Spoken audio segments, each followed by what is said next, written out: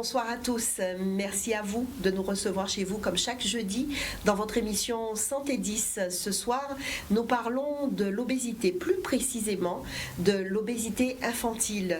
Pour en parler, des professionnels de santé, des personnes qui au quotidien se battent pour aider nos enfants, pour aider les familles qui souffrent d'obésité. Tout de suite, place aux invités.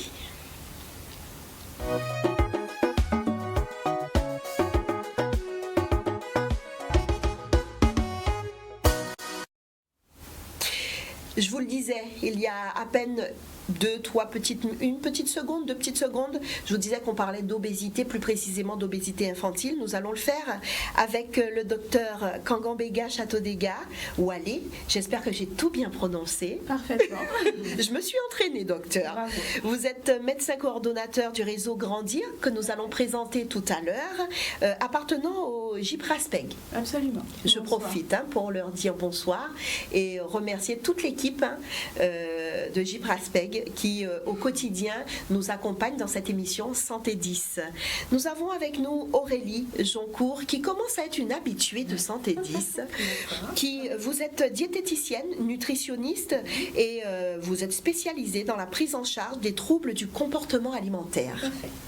À côté de vous, merci d'être là. Merci à vous. À côté de vous, Marie-Élise Sextius, bonsoir. Bonsoir. Vous êtes la présidente de l'association AGOS, association Antilles-Guyane de lutte contre l'obésité.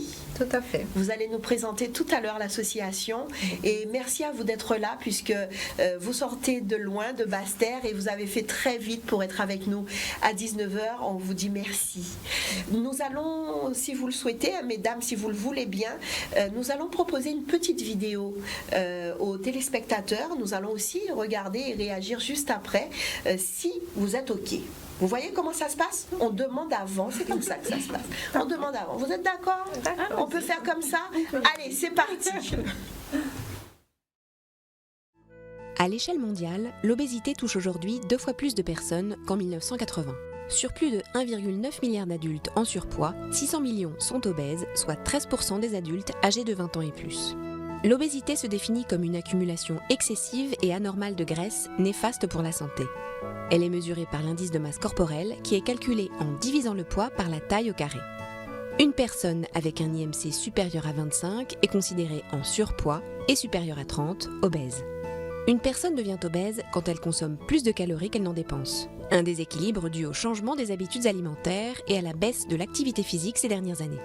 L'obésité peut entraîner de graves problèmes de santé, maladies cardiovasculaires, diabète, troubles musculo-squelettiques ou cancer. Chaque année, 2,6 millions de personnes au moins meurent des suites d'une surcharge pondérale ou d'une obésité. C'est la 5e cause de décès dans le monde.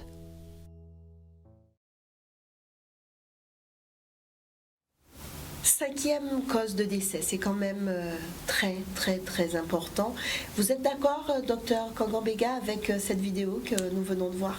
Eh bien, écoutez, effectivement, elle présente très clairement ce qu'est l'obésité. Il faut aujourd'hui bien comprendre qu'il s'agit d'une maladie et d'une maladie qui est chronique, donc à long terme. Cette maladie va entraîner des effets sur le corps avec des complications sur différents types d'appareils. Donc c'est vrai qu'aujourd'hui, il s'agit d'avoir une prise en charge qui va nous permettre de changer les habitudes de façon pérenne et au long cours pour permettre à nos patients de mieux vivre. On a dit en début d'émission qu'on allait parler d'obésité, mais plus précisément d'obésité infantile. On va partir sur ce que c'est que l'obésité infantile, docteur. Ok. Alors, l'obésité infantile, finalement, elle se définit un petit peu différemment de l'adulte. En effet, pendant la croissance, l'enfant a une masse graisseuse qui va, de façon normale, augmenter à des périodes précises de la vie. C'est pour ça qu'on ne va pas se contenter d'utiliser l'IMC, comme présenté dans la vidéo, mais on va plutôt utiliser les courbes de corpulence que l'on retrouve dans les carnets de nos enfants. D'accord ? Donc dans ces cours, on a une répartition du rapport poids-taille des enfants avec une route généralement représentée en vert qui représente les enfants qui sont dans les clous de poids normal. Au-dessus, on va avoir jusqu'à une ligne qui s'appelle IOTF 25, les enfants qui vont être en surpoids, et au-dessus encore, les enfants qui sont en obésité. Un enfant va être déclaré en obésité quand justement sa courbe de poids entre 0 et 18 ans se décroche et passe vers le haut et arrive dans cette zone supérieure d'obésité.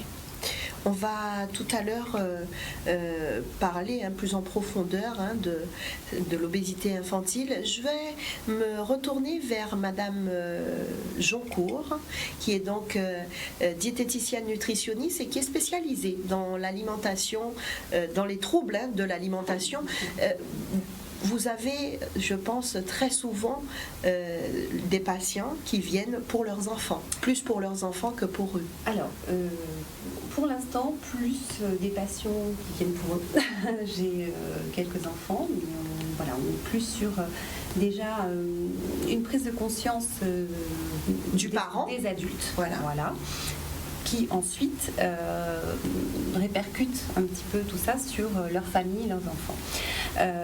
Ce qui, à mon sens, est plus cohérent dans la mesure où, effectivement, lorsque un parent vient avec son enfant, on en parle, bien sûr, on essaie de comprendre ce qui se passe, quelles sont les habitudes alimentaires, quel est le niveau de permissivité par rapport à ce que mange l'enfant, la conscience d'apporter des aliments qui vont l'aider à être en bonne santé plutôt que beaucoup de choses sucrées, beaucoup de gâteaux, de bonbons, etc. Et on se rend compte effectivement qu'à un moment donné, il y a ce côté où finalement le parent est un petit peu perdu aussi par rapport à ça, puisque il n'a pas envie de frustrer son enfant, quoi. L'enfant demande à manger, donc s'il ne lui donne pas, c'est un petit peu comme le punir. Donc vraiment essayer de travailler justement sur cette croyance qui, ma foi, ne va pas dans le bon sens pour l'enfant, en tout cas. Voilà. Et, ouais. Tout à l'heure, on va parler avec vous des astuces, puisque il existe des petites astuces pour changer justement l'alimentation de nos enfants sans avoir l'impression qu'on est trop dur ou voilà. On va en parler dans un petit moment. Madame Sextius, vous êtes la présidente de l'association AGOS, association anti-guyane de lutte contre l'obésité. Est-ce que vous pouvez nous présenter l'association? Bien sûr. Alors l'association AGOS existe cette année depuis 4 ans. On est en région Sud-Bastère parce qu'on va reconnaître que c'est vrai qu'on a le réseau Grandir qui est à Jarry, mais à Bastère, en région Sud-Bastère, on était démunis de prise en charge chez les enfants. Et c'est vrai que les parents, les médecins ont sonné l'alarme en disant que voilà, on a des parents effectivement à cause de la barrière du transport ne pouvaient pas se rendre au réseau, d'où la création de l'association. L'association permet aux enfants d'avoir un recours de proximité avec une prise en charge qui est encadrée par une diététicienne. Nous avons une psychologue et aussi maintenant un coach en activité physique adaptée. L'enfant et sa famille se présentent à l'association. L'enfant le plus souvent est orienté soit par le médecin traitant ou les infirmières scolaires ou voilà, le bouche à bouche. Et au cours de ça, nous prenons en charge ces enfants-là, de manière à essayer de porter une réponse localisée, mais avoir aussi une prise en charge multidisciplinaire pour nos enfants. Docteur, à quel moment dit-on d'un enfant qu'il est obèse, qu'il devient obèse ? Alors justement, il est important dans le suivi de nos enfants de faire ces courbes dont je vous parlais, parce qu'il arrive un moment où on va avoir une cassure, cette courbe qui monte, et justement, il est important de comprendre ce qui se passe. Quel est le facteur déclenchant, le facteur aggravant ? On peut avoir effectivement dans la famille des antécédents particuliers comme une obésité familiale ou d'autres pathologies, mais souvent on a un facteur particulier comme la prise de médicaments ou encore un stress émotionnel particulier, une situation de changement familial, des situations qui peuvent entraîner une souffrance chez l'enfant et une modification de justement son rapport soit à l'alimentation, soit à l'activité physique, ou en tout cas faire en sorte que se développe cette obésité. Oui. Alors, moi, ce que je voulais savoir, c'est, on parle de facteurs à risque. Qu'est-ce qu'on appelle facteur à risque pour l'enfant, dans l'obésité chez l'enfant? Alors, tous ces termes, alors on va essayer. Le facteur, on parle de facteur de risque quand on veut parler d'un problème de santé ou d'une maladie qui peut entraîner plus tard des complications. Donc finalement, pour l'enfant, on a soit des facteurs qui vont déclencher, donc des situations qui peuvent générer le développement de l'obésité. Je prenais l'exemple d'un traitement. Imaginons un enfant qui nécessite un traitement au long cours par corticoïde. On sait que malheureusement, ça peut entraîner une prise de poids importante. C'est un exemple. Et cet exemple, c'est ce qu'on appelle facteur de risque. Ça, c'est un facteur qui peut déclencher le développement de l'obésité. La notion de facteur de risque est utilisée à différents endroits pour dire qu'un ensemble d'éléments mis au commun peuvent faire développer la pathologie. Est-ce que si un enfant, Madame Joncourt, un enfant qui mange trop, va forcément devenir obèse? Il y a de forts risques, oui, effectivement. Quel docteur? Mais justement, d'où la notion de facteur de risque, parce qu'il faut voir à côté, est-ce qu'il mange trop ou beaucoup, je ne sais pas ce que ça veut dire, oui, voilà. Mais en contrepartie, c'est un enfant qui, par exemple, a une activité physique importante, par exemple un enfant qui est dans le cadre sportif avec un entraînement important, aura une alimentation totalement différente d'un enfant qui a une activité très légère, par exemple. Donc voilà, donc c'est pour ça qu'il faut une vision assez globale de la situation avant de décider de poser ce diagnostic. Un enfant en surpoids n'est pas forcément un enfant qui va devenir obèse. On est d'accord, hein? Absolument, absolument. D'où l'intérêt d'anticiper, de commencer à mettre des choses en place pour lui éviter justement de continuer à évoluer vers cette obésité. Et justement, on a énormément de professionnels de santé pour suivre un enfant qui est en surpoids ou qui est obèse. Et dans toutes ces personnes, on a cité tout à l'heure psychologue, éducateur sportif, le médecin, le diététicien, j'ai oublié du monde? Écoutez, oui. Oui, parce que finalement, un enfant, il y aura le médecin référent de l'enfant, le pédiatre ou le médecin de famille. Mais il y aura aussi à côté des professionnels, on va dire un peu classiques, d'autres, par exemple, dans certaines situations, le kinésithérapeute qui va travailler en collaboration avec l'éducateur sportif. Mais aussi, on va aussi retrouver des pratiques un peu différentes quand on va travailler sur l'estime de soi, l'art-thérapie, l'art thérapeute, le sophrologue et toutes les thérapies complémentaires qui vont nous permettre de travailler sur le plan nutritionnel, sur le plan de l'estime de soi, donc sur le plan psychique également. Nous allons revenir avec vous dans un petit moment, docteur, pour nous présenter le réseau Grandir, parce que je pense que nombreux sont les parents qui ont envie de savoir ce que c'est en détail et surtout comment venir jusqu'à vous au réseau Grandir, puisque vous êtes là justement pour eux. Madame Joncourt, les astuces pour faire manger ce qu'il faut à nos enfants, puisque c'est une difficulté pour le parent en général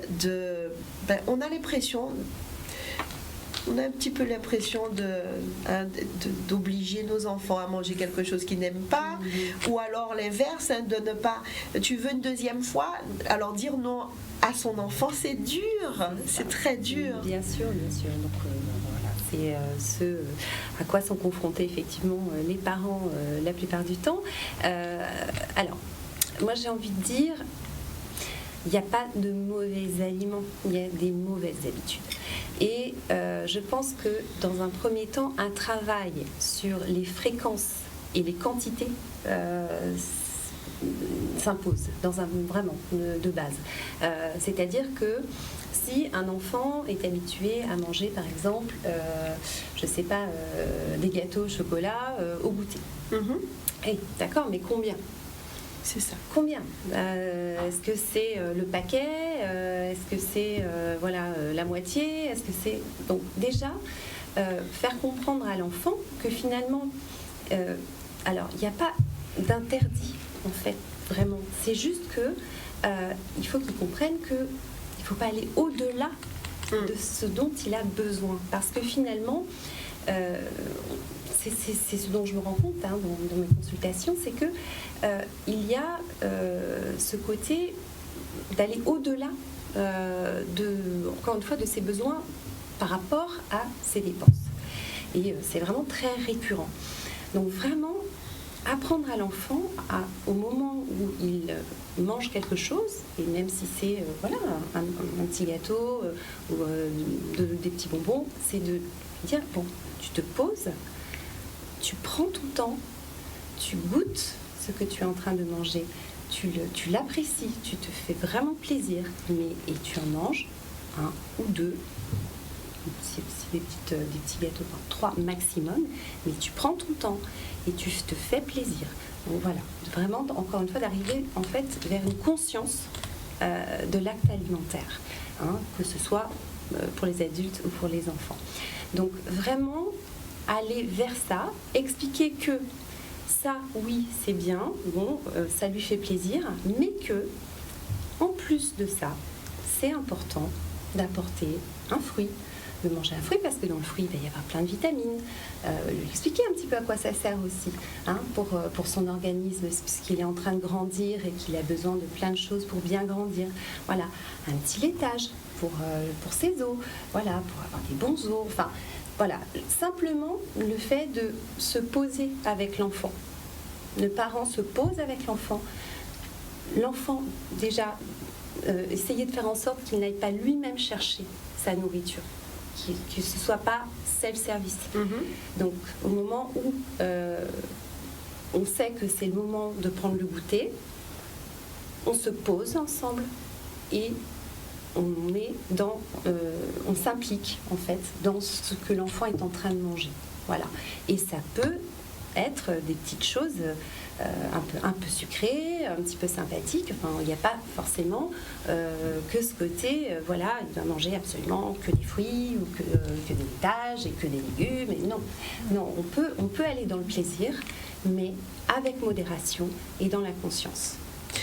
Pour le plat en lui-même, du déjeuner, le dîner, est-ce que ça fonctionne aussi comme chez l'adulte? Est-ce qu'on demande un peu ce partage d'assiettes en 3 avec les légumes, les féculents? Absolument. C'est toujours quelque chose d'essentiel puisque ces nutriments sont nécessaires au bon développement de l'enfant. Donc il faut qu'il ait une bonne croissance. Et ensuite, pour l'adulte, bien sûr, pour maintenir un bon état de santé. Alors j'ai un petit peu posé la question autour de moi, aux parents. Qu'est-ce que vous avez comme astuce pour faire manger des légumes à vos enfants ou des choses? Et puis j'ai rencontré une maman qui disait qu'elle faisait un bonhomme, que les yeux c'était les 2 rondelles de tomates, que la bouche c'était voilà quoi. En tout cas qu'elle trouvait des astuces pour faire manger les légumes aux enfants et que ce soit plus agréable. Et oui, l'alimentation passe par tous les sens, et par la vue également. Donc effectivement, la présentation va être un aspect très important pour donner envie à l'enfant de manger. Tout ce qu'on est en train de se dire, Madame Sextius, ça vous parle, puisque au sein de l'association, c'est au quotidien que vous recevez des parents qui vous parlent de la situation de leurs enfants et que vous suivez aussi avec eux, que vous conseillez. Et dites-nous comment ça se passe. Quelqu'un qui vous appelle, on appelle l'association Agos, on a regardé l'émission, on se rapproche de vous parce que notre enfant, selon nous, est en situation d'obésité. Est-ce qu'on peut passer vous voir à l'association? Que répondez-vous à ce parent? Tout à fait. Alors, suite à l'appel, on discute avec le parent, parce que il faut déjà discuter, le mettre en confiance, parce que le parent vous appelle, mais un petit peu en reculant. On met le parent en confiance, on lui explique un petit peu la prise en charge. C'est vrai que moi, je suis chargée de faire le premier contact. À la suite, je la mets en contact avec la diététicienne, parce que la diététicienne après fait l'entretien avec le parent et l'enfant pour pouvoir déterminer un petit peu qu'est-ce qui ne va pas au niveau de l'alimentation. À la suite de ça, l'enfant peut voir aussi l'éducateur en activité physique adaptée. à la suite de ça, on met en place une prise en charge. En principe, c'est une prise en charge sur 2 ans. Tout dépend effectivement du degré de l'obésité ou si l'enfant est en surpoids. Mais je tenais aussi à quand même signaler que on ne va pas se voiler la face que chez nous, on n'a pas de structure de prise en charge et malheureusement, on a beaucoup d'enfants qui sont en situation d'obésité. Une prise en charge avec une diététicienne, avec le parent à la maison, on n'a pas toujours une perte pondérale. Même une stabilisation, c'est un peu difficile. C'est vrai que maintenant, nous, nos enfants, on les oriente dans un SSR en France pour un séjour soit de 3 à 9 mois. Les enfants peuvent passer l'année scolaire parce que nous n'avons pas effectivement toute l'équipe dont on parlait tout à l'heure pour pouvoir mettre en place une bonne prise en charge, surtout quand l'enfant est déjà en obésité morbide avec un IMC dépassant déjà 40. Alors on va en parler plus en détail si vous le voulez bien Madame Sextius, parce que c'est vrai que quand vous qui nous regardez, quand vous entendez un départ en métropole pour 9 mois, vous vous posez plein de questions. Moi-même qui suis là, je m'en pose énormément. Ça veut dire que c'est tout qui change dans la famille, parce que moi, si mon enfant part, je pars. Je ne laisse pas mon enfant partir sans moi, et je suis sûre que vous êtes nombreuses mamans à être un peu comme moi. Donc tout ça, ça demande une grande organisation, une grande préparation. Je vous propose d'en parler juste après cette courte pause. On va revenir sur le sujet. On se retrouve dans moins de 3 minutes.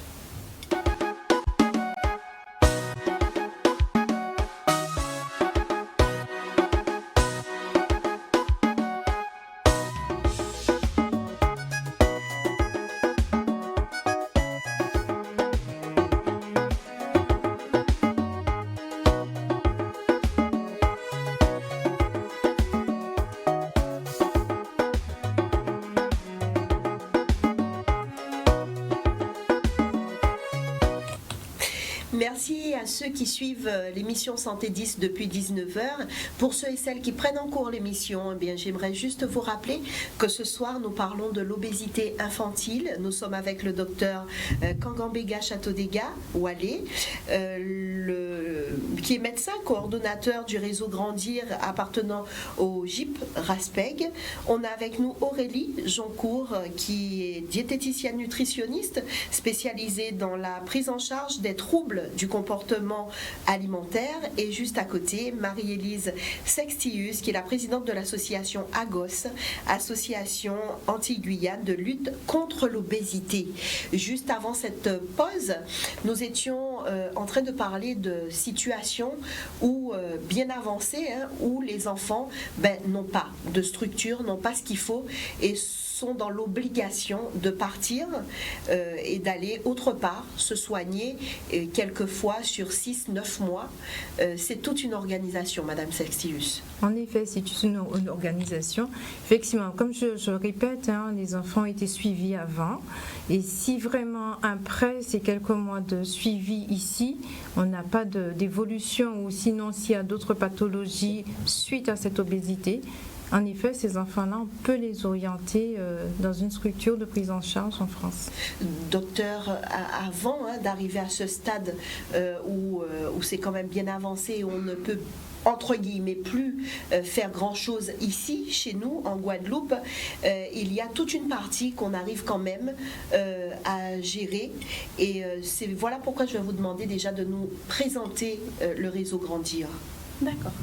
Alors, le réseau Grandir, donc c'est un réseau qui a maintenant une dizaine d'années et qui a été créé initialement par la Société guadeloupéenne de pédiatrie. Et en 2014, à la création du GIP, tous les réseaux ont été rassemblés dans cette structure qui se trouve à Jarry. Du coup, effectivement, remaniement, mais avec toujours le même objectif.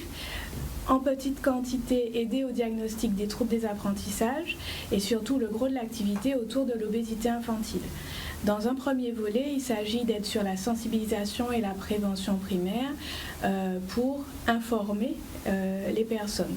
Donc ça va passer par des ateliers en éducation à la santé dans le cadre scolaire, ça va passer par des ateliers sur les journées santé, les villages santé, ou encore la collaboration avec d'autres associations pour faire des projets comme des projets d'activité physique ou autres. La grosse activité qui nous concerne et qui vous intéresse, j'imagine, ce soir, c'est la prise en charge finalement de ces enfants qui sont déjà en surpoids, en obésité. Là, on passe dans le soin et notre programme s'appelle le programme Zandoli. C'est un programme qui a été constitué autour d'une méthodologie d'éducation thérapeutique du patient, c'est-à-dire tout mettre en œuvre pour aider le patient, l'enfant et sa famille à acquérir des savoirs sur la maladie et puis pouvoir s'approprier sa maladie et pouvoir être acteur de sa propre prise en charge. Donc l'idée, c'est que nous sommes un maillon dans le parcours de soins de l'enfant. La personne qui nous adresse l'enfant, c'est le médecin traitant, le pédiatre. Ça peut être aussi la famille qui nous interpelle.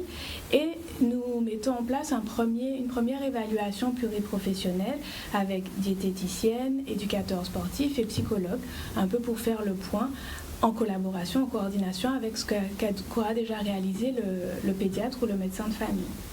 À l'issue, on propose donc à la famille, et non pas à l'enfant uniquement, de participer à ce programme Zandoli. Il correspond à des ateliers collectifs, parents-enfants, donc parents d'un côté, enfants de l'autre, puis ensemble, autour de mêmes thématiques qui concernent la nutrition, l'alimentation équilibrée, la sédentarité, l'activité physique, l'estime de soi, mais également des thématiques autour de l'expression théâtrale, orale, justement pour valoriser l'estime de soi. Et on est là sur soit leur permettre de connaître plus de choses pour mieux comprendre leur situation, leurs problèmes de santé, soit être dans l'expérientiel, c'est-à-dire échanger avec d'autres personnes qui vivent les mêmes difficultés, mais aussi pouvoir découvrir de nouvelles activités. Donc, par exemple, découvrir de nouvelles activités sportives. Les enfants et les parents peuvent découvrir, par exemple, l'acro-yoga et se rendre compte que on peut, en famille, faire cela. C'est aussi découvrir de nouvelles recettes dans le cadre de cuisine thérapeutique où, comme le disait Madame Joncourt, ce qui est important, c'est l'équilibre, garder le plaisir et la notion de dégustation. Que l'alimentation reste équilibrée et devienne un plaisir avec tous les aliments, quel qu'il soit, et pas simplement avec le petit bonbon, finalement. Qu'on prenne en conscience plaisir à manger, à préparer ensemble, à faire les choses ensemble. Et à côté de ces différents temps qui sont collectifs et qui reviennent très régulièrement, on aura toujours une évaluation régulière individuelle, toujours avec les mêmes intervenants. Il faut savoir que les professionnels de santé du réseau, ce sont des libéraux qui ont adhéré au réseau et donc qui fonctionnent en coordination avec nous. Et du coup, on a une petite cellule vraiment de coordination pour faire fonctionner l'ensemble, et puis les professionnels. Et l'objectif, c'est dès que possible de pouvoir retourner vers le médecin traitant qui, lui, finalement, va avoir l'enfant pendant toute sa vie. Alors l'enfant qui suit tout ce dont on a conseillé de suivre pour soigner cette obésité et qui ne perd pas assez vite ou qui n'arrive pas en tout cas au résultat qu'espère le médecin ou toute cette équipe là autour de lui, doit partir. Alors déjà, la première chose, je crois qu'il faut que l'on revienne sur quel est l'objectif de la prise en charge chez l'enfant. Et là, je vais être sur les recommandations de la Haute Autorité de Santé. Donc les objectifs, donc c'est une prise en charge qui concerne l'enfant et sa famille, mais l'objectif n'est pas tellement de lui faire perdre du poids, mais c'est d'abord de stabiliser les choses pour qu'avec la croissance, finalement, le rapport s'inverse et qu'au lieu que la courbe continue à monter, finalement, elle se stabilise avec les années qui se passent. Donc, il y a plusieurs situations. Dans un premier temps, c'est le premier recours. Si c'est un enfant qui présente un surpoids léger, il n'y a pas de complications associées, le médecin référent peut, s'il le considère, être l'intervenant principal.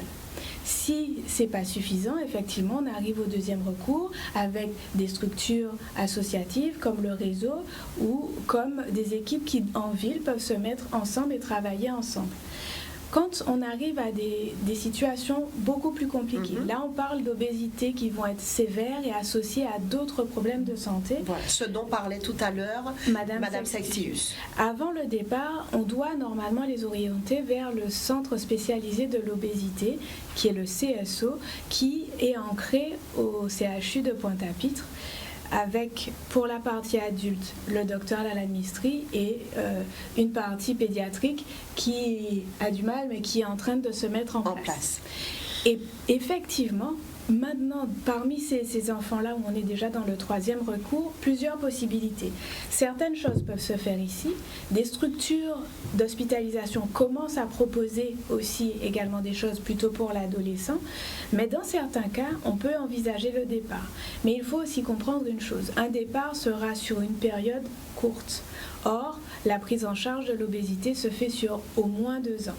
Donc, ça doit se construire dans un projet global, avec la famille. Il faut que on ne doit pas attendre de ce départ de régler le problème, mais peut-être d'avancer, parce que derrière, au retour de l'enfant, il y aura encore un travail à mener.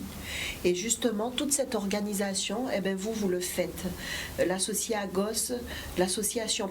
Agos prépare tout ça avec les parents pour ceux et celles qui n'ont pas d'autres possibilités, qui n'ont pas d'autre choix et qui sont dans l'obligation de partir. Vous accompagnez les parents. Tout à fait, on accompagne les parents et les parents aussi se déplacent. C'est vrai qu'avant le départ de l'enfant, il y a toute une organisation. Comme j'ai bien expliqué, l'enfant est suivi pendant quelques mois ou pendant 1 année ou 2. Et à la suite de ce suivi, comme effectivement avec l'accord du parent et surtout le médecin qui suit l'enfant demande, c'est le médecin qui demande à ce que l'enfant puisse partir, on prépare en amont la famille qui est déjà préparée en se disant que mon enfant va partir pour soit un séjour de 3, 6 ou 9 mois. Dans le cas que l'enfant part pour 1 année scolaire, on partira sur 1 année scolaire, le parent accompagne l'enfant, mais un référent de la gosse aussi est présent. Le parent, quand il sait qui s'engage pour que l'enfant puisse partir, faire ce séjour, doit se dire que moi aussi je dois m'impliquer. C'est l'enfant et sa famille. Très bien. On permet à la famille d'être présente aux ateliers d'éducation thérapeutique pendant 2 fois dans l'année. C'est-à-dire pendant les vacances de Noël, le parent, la famille, maman, papa, qui souhaite partir, participe aux éducations thérapeutiques au mois de décembre et aussi au mois d'avril, et profite de cette période pour passer déjà 10 jours avec l'enfant en extérieur, pour déjà savoir comment je vais assumer le retour de mon enfant. Parce que là, le parent a eu des bases en éducation, là, il va mettre en application.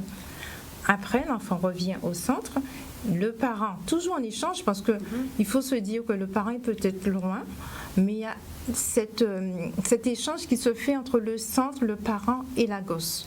Le parent n'est jamais seul et l'enfant n'est jamais seul. Et nous, on se fait un devoir aussi de partir tous les mois au centre pour voir un peu comment ça se passe. Il y a ce lien qui se passe entre la gosse et le centre, le parent et l'enfant. C'est une prise en charge qui est globale. Et au retour de l'enfant, nous continuons cette prise en charge. Et c'est pour cela qu'on demande aussi un petit peu plus de moyens pour pouvoir mettre en place. Depuis que les enfants sont revenus, on a eu un échec. Un enfant qui a repris les kilos. Mais que là, maintenant, on a encore remis sur cette traçabilité de prise en charge, que l'enfant, maintenant, il est en activité, il revoit la diététicienne. On sent que, il y a maintenant une stabilisation qui se fait. Les enfants ne sont pas délaissés au retour. Il y a cette prise en charge qui se fait. C'est vrai qu'un enfant, après qui a atteint 18 ans, on a du mal après à mettre la main parce que l'enfant se dit, bon, maintenant je suis majeur. Bon. Et puis nous, on prend les enfants en charge jusqu'à 18 ans. Mais c'est vrai que c'est une prise en charge qui se fait très bien. Et au retour de l'enfant, il y a aussi cette continuité qui se passe avec la gosse. On a Milly qui est avec nous et il faut savoir que cette émission, c'est une émission que nous faisons avec les téléspectateurs. Vous savez que vous pouvez nous appeler au 05 90 96 10 10 pour poser vos questions et puis vous pouvez aussi laisser vos questions sur le Facebook Santé 10. Milly va s'occuper de vous. On va saluer Milly dans un petit moment. Je voudrais vous demander, Madame Sextius, les coordonnées. Comment fait-on pour entrer en contact avec l'association AGOS? Alors nous avons une page Facebook avec tous les coordonnées téléphoniques. Les médecins traitants, les médecins de ville, pédiatres aussi ont tous les coordonnées. D'ailleurs, ce sont les médecins qui m'ont donné vos coordonnées. Merci. Et c'est vrai que les associations, et puis voilà, les gens qui savent que AGOS existe, qu'on fait ce travail. Il faut savoir aussi que nous mettons beaucoup d'actions dans les établissements scolaires. Nous avons lancé depuis 2 ans l'OPO, qui est l'opération prévention obésité, dont la diététicienne passe une fois par mois dans les établissements pour mettre en place des ateliers. On fait de l'activité physique. Voilà. Maintenant, les familles connaissent un peu l'AGOS et les infirmières scolaires. On fait un repérage aussi systématique pour savoir si l'enfant est en surpoids. Là, actuellement, notre diététicienne est dans un établissement à Basse-Terre avec l'infirmière scolaire pour faire justement ce repérage pour pouvoir après orienter les enfants. Alors, vous parlez d'établissement scolaire. La transition est toute faite parce que je voulais qu'on en parle puisque l'obésité, voilà, un super problème pour nos enfants. À l'école, ils sont victimes de moqueries parfois et tout ça, ça doit se préparer et d'où le psychologue qui suit aussi les enfants qui souffrent d'obésité. Tout à fait. C'est pour ça qu'on parle vraiment d'une équipe autour de l'enfant, puisque finalement, c'est une personne qui évolue dans le cadre scolaire, mais aussi dans une société. À l'école, il y a l'image qu'il renvoie, il y a l'image aussi qu'il occupe, et même plus tard, il y aura dans le cadre du travail une stigmatisation qui existera aussi. Donc ce sont des éléments qui doivent être pris en compte dès le départ. C'est pour ça qu'il y a souvent une évaluation dès le départ avec le psychologue pour, certes, renforcer la motivation à faire des changements, mais également à dépister des points de vulnérabilité concernant l'estime de soi. Et le travail sur l'estime de soi n'est pas une petite chose, c'est vraiment un vrai travail. Reprendre confiance en soi, s'accepter pour mieux se prendre en charge. Donc c'est très important. Madame Joncourt, quand on a quelqu'un qui a l'impression que son enfant est en phase d'être obèse, cette personne peut venir vous voir ou il faut passer d'abord obligatoirement par le médecin traitant? Alors, comme le disait le docteur, je pense que là, il vaut mieux effectivement passer par le réseau dans la mesure où il est vraiment important qu'il y ait une prise en charge globale, avec plusieurs professionnels, puisque de toute façon, même si le parent vient vous voir, selon la demande, vous renvoyez ce parent vers... Exactement, puisque seul, même un professionnel seul va avoir un petit peu de mal à gérer tout ça et à voir un petit peu tous les aspects justement, qu'ils soient familiaux, culturels, etc. Donc c'est vraiment important qu'il y ait une équipe pluridisciplinaire autour de l'enfant et de la famille. On va saluer Milly. Bonsoir Milly. Bonsoir Brigitte, bonsoir à tous. Un sujet qui fait réagir nos téléspectateurs? Oui, j'ai reçu des appels de personnes qui ne passeront pas en direct, mais qui ont laissé des questions. On vous écoute. Alors Jacques Desailly qui dit si les parents n'ont pas les moyens financiers de s'occuper de l'obésité de leur enfant avec des spécialistes, que peuvent-ils faire? Très bonne question. Écoutez, c'est pour ça que les réseaux de soins existent, c'est pour ça que je pense que Madame Sextius a fait la démarche de créer une association. L'idée avec là je vais parler de notre situation, avec le réseau, c'est justement de pouvoir proposer une prise en charge pluridisciplinaire avec des actes dérogatoires qui sont payés aux libéraux. Donc la participation financière ne doit plus être un frais pour qu'ils aient accès à cette prise en charge pluriprofessionnelle. Mais en contrepartie, on demande un engagement. L'engagement, c'est de se dire, je viens avec mon enfant participer à la prise en charge. Une autre question, Milly? Oui, une question de Josiane de Capester qui dit l'obésité est-elle génétiquement transmise? Alors, génétiquement, on va... c'est peut-être un peu fort. Il y a effectivement, dans certains cas, des gènes qui peuvent être retrouvés dans les causes de l'obésité, mais on va être dans des choses très spécifiques. Mais sans aller dans le génétique, on va parler plutôt de l'hérédité et de l'héritage familial, des habitudes familiales. Et il est vrai que souvent, un enfant obèse a un ou deux parents en obésité. C'est pour ça qu'on insiste sur le fait que ce soit la famille qui puisse être prise en charge, parce que c'est l'ensemble de la famille qui doit changer ses habitudes.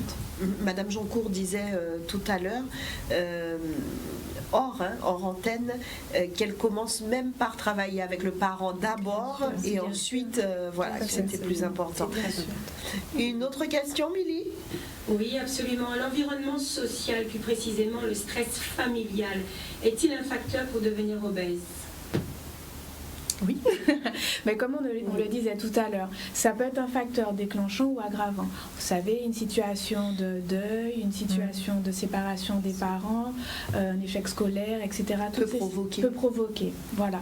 C'est pour ça que c'est assez important de ne pas banaliser le moment où on pose le diagnostic. En tant que professionnel, il faut qu'on fasse attention de ne pas être culpabilisant pour la famille, ne pas être blessant ni même stigmatisant, pour justement permettre qu'on puisse être thérapeutique derrière. On a une personne qui nous demande si un enfant obèse sera-t-il forcément un adulte obèse? Si on laisse évoluer les choses, il y a plus de 50% de risque qu'il le reste à l'âge adulte. Milly? Une question de Raïssa du Lamentin qui dit je suis enceinte, est-ce que suivre une bonne alimentation stricte pendant ma grossesse peut prévenir un bébé obèse, un enfant plus tard qui sera obèse? Je crois qu'on va répondre. Oui, bien sûr. Alors, on a tendance à penser que lorsqu'on attend un enfant, on doit manger 2 fois plus. Non, on doit manger 2 fois mieux. 2 fois mieux. Voilà. En fait, l'enfant, durant la gestation, va prendre les nutriments dont il a besoin. Donc, chère maman, chère future maman, vous n'êtes pas obligée de manger plus. Il n'y a pas de raison. Par contre, effectivement, soyez vigilante sur les apports journaliers, bien équilibrer votre assiette, comme on le disait tout à l'heure, toujours avec un peu une part de protéines, un peu de féculents, un peu de légumes, un petit plaisir aussi quand on en a envie, modérément, mais garder une alimentation tout à fait normale et équilibrée. Voilà, il n'est pas du tout nécessaire de manger plus. Après, on va passer sur éventuellement des besoins en complément, notamment au 3e trimestre, où il y aura besoin de fer, par exemple, où là, ça sera défini par les bilans sanguins. Ce genre de questions, vous avez l'habitude puisque vous savez toutes les 3 souris en même temps, l'air de se dire, ça on connaît. Oui, effectivement. D'autant que c'est aussi un combat. Je ne sais pas si vous entendez parler des 1000 premiers jours, mais c'est un vrai combat. L'idée, c'est si on veut la bonne santé du nourrisson et de l'enfant plus tard, l'objectif, c'est que dès la grossesse, on mette les bonnes choses en place. Alors, j'avoue ne pas avoir aimé le mot strict employé par la Raïssa. Et j'aimerais plutôt garder, comme disait Madame Joncourt, une alimentation équilibrée, variée, diversifiée, en se reposant simplement sur les repères nutritionnels du PNNS, du Programme National Nutrition Santé. Et avec cet équilibre alimentaire, c'est préparer les bonnes habitudes de l'enfant plus tard et faire attention aux 3 premières années et ensuite poursuivre dans le même sens. Milly? Alors, c'est Roger Dumoul qui travaille dans un collège et qui dit quand même qu'il fait le constat que les moqueries ont disparu un peu. Les enfants ne se moquent plus des personnes obèses. Ce serait génial. Alors, Roger, qu'est-ce qu'on serait heureux pas si c'était vrai, on vous croit, mais qu'est-ce que ça nous aurait fait plaisir que ce soit comme ça dans tous les établissements, n'est-ce pas, docteur? Tout à fait. Alors, c'est sûr que je pense que nous en parlons beaucoup plus. Il y a beaucoup plus d'actions de sensibilisation, de journées autour de l'obésité. Donc peut-être que, bien qu'on disait tout à l'heure que c'est un peu tabou, on a quand même plus de facilité de parler d'obésité de l'adulte ou de l'enfant. Mais malgré tout, l'enfant, il ne faut pas sous-estimer le fait que lui, en tant qu'individu, dans sa classe, c'est pas exactement la même chose parce qu'il y a des relations qui vont s'organiser peut-être différemment avec ses camarades. Si c'est pas le cas, tant mieux. Mais en tout cas, il faudra toujours qu'on soit vigilant à cela. Madame Saxius, vous allez dans les établissements. En tout cas, l'association AGOS a commencé depuis plus de 3-4 ans à faire un travail dans les établissements scolaires. Comment vous ressentez ce travail qui a été fait, par exemple, il y a 3 ans et ce travail que vous continuez à faire maintenant dans les établissements? On a bien avancé dans le bon sens. On a bien avancé parce qu'on se rend compte qu'il y a déjà un changement au niveau du goûter. Il n'y a plus le goûter industriel que dont les parents donnaient aux enfants. Le parent comprend mieux parce que c'est vrai, en début d'année, on fait aussi une rencontre avec les parents pour bien leur expliquer pourquoi donner des fruits ou autre chose aux enfants, pourquoi bien hydrater l'enfant au cours de la journée, éviter tout ce qui est boisson sucrée, parce que même on a le retour des instituteurs qui vous disent que les enfants sont très excités après les boissons sucrées, ces produits sucrés. Et pour rebondir par rapport à l'école, il y a un petit qui jouait, il faisait un jeu et qui est en obésité, et ses copains lui ont dit non, tu n'es pas dans mon équipe parce que tu ne peux pas courir. C'est terrible. C'est terrible. C'est terrible. C'est terrible. C'est terrible. Et puis je pense qu'aussi, même au niveau des instituteurs ou bien des professeurs d'activité, là, des professeurs de PS, il faudrait qu'il y ait une autre pédagogie, une autre façon de parler aux enfants qui sont surpoids. Il faut trouver les termes, les mots pour ne pas blesser ces enfants-là, parce qu'ils n'ont pas toujours les mots appropriés pour les enfants. Parce qu'on ne peut pas demander à un enfant qui est en obésité de faire l'activité et de le diminuer, lui dire que tu vois, si tu ne mangeais pas autant, tu aurais fait l'activité. Et on a des mots blessants, on ne se rend pas compte, mais je pense qu'il y a une généralité, il y a vraiment tout un travail global à faire.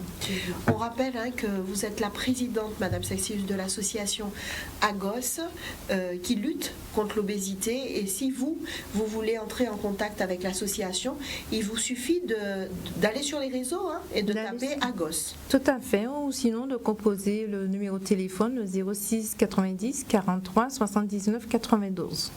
C'est noté, un petit mot, on arrive déjà à la fin de l'heure, ça y est. Madame Joncourt, un petit mot de la fin? Eh bien écoutez, oui, je pense que, alors pour rebondir sur ce que disait Madame Saxius, vraiment prendre en compte l'état d'esprit des enfants, des parents qui ont donc en état d'obésité, que ce soit les parents, les enfants, etc. Essayer vraiment de tenir des discours effectivement bienveillants et non pas culpabilisants, parce que j'ai encore des patients qui m'appellent en me disant là c'est le médecin le médecin m'a dit le faut que je perde 25 kilos. Comment vous dire que si on vous demande demain de battre le record du 100 mètres du monde, vous n'allez pas y arriver. Donc vraiment essayer d'être réaliste sur les objectifs à atteindre, faire comprendre que rien n'est perdu. Il y a plein de choses à faire sans forcément que ce soit trop dur. Vraiment essayer de ne pas trop se mettre de pression avec tout ça et se réconcilier avec soi-même, se réconcilier avec l'alimentation, retrouver de la convivialité et du plaisir. Merci Madame Joncourt, merci d'être venue. Docteur, pour finir. Écoutez, pour le réseau Grandir, j'invite du coup les familles à pouvoir en discuter tout simplement avec leur médecin traitant qui pourra du coup nous les orienter ou appeler au GIP Raspeg. On a aussi la plateforme Courbaril où on peut retrouver des informations sur les différents réseaux qui existent. Et finalement, quoi dire? Il est important de comprendre que c'est la famille. Le but, c'est ensemble, donc avancer. Hein. C'est important d'aller chez son médecin avec le carnet de santé. Ça permet de faire la cour, de ne pas avoir peur d'en discuter. Et puis, nous, on est là derrière pour pouvoir réexpliquer les choses et pour vous aider, pour clarifier, pour vous accompagner, pour comprendre qu'on ne fera pas des choses comme une baguette magique, mais on pourra changer progressivement des habitudes pour que ça devienne quelque chose toujours d'agréable et de pertinent pour la santé. Merci à vous d'avoir participé ce soir à cette émission Santé 10 qui parlait de l'obésité infantile. Milly, un petit mot de la fin. Qu'est-ce qu'on dit, nous, aux enfants qui nous regardent, aux parents, quand on a un camarade qui est plus costaud que soi? Qu'est-ce qu'on lui dit? On lui dit que c'est d'abord un humain, c'est d'abord une personne. Tout à fait. Voilà, et qu'il n'y a pas de différence physique, ça doit pas empêcher à quelqu'un d'aimer quelqu'un. Voilà, et de jouer avec lui, et de fonctionner avec lui, et de faire du sport avec lui, bien au contraire. Absolument. Bien au contraire, cela ne peut que l'aider. Milly, vous allez nous excuser près des téléspectateurs où on n'a pas pu prendre les questions en direct, mais on va essayer de répondre et de mettre un petit mot sur Santé 10. Merci à Zébris pour cette réalisation ce soir. Merci à vous, chers téléspectateurs, merci de votre fidélité. Rendez-vous jeudi prochain, même télé, Zoja Connect.